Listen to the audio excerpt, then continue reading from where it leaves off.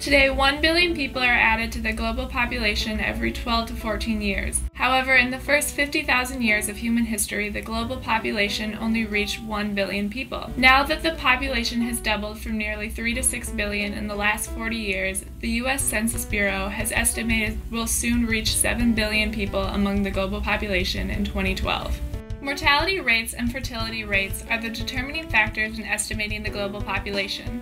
Mortality being the average number of deaths per total number of people in an area, and fertility rates being the average number of children born per woman. In 1950, worldwide fertility rates averaged at 5 children per woman. Fertility rates have now decreased to 2.8 children in 2004. Nonetheless, there are more childbearing ages than ever before. Households could decrease to 2 children. With this, our population could be 4 billion people less by 2050.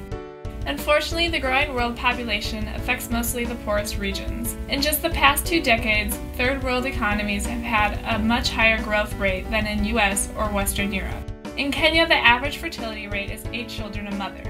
This fertility rate, combined with the decrease of infant mortality rate, Kenya's population could jump from 20 million to 83 million by 2025. As these underdeveloped countries become more populated, food and water supply could become more scarce, and standing habitats and endangered species will struggle to survive. China's population today is 1.3 billion and is estimated by 2025 to range from 1.4 to 1.6 billion.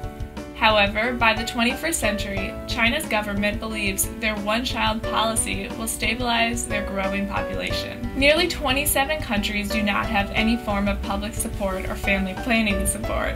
Half of these countries are in Africa, where the population growth is highest and the income is lowest. Underdeveloped countries, 60% do not have sanitation, a quarter of the population doesn't have proper housing, 20% doesn't have modern health care, and 20% of children don't attend schools through grade 5.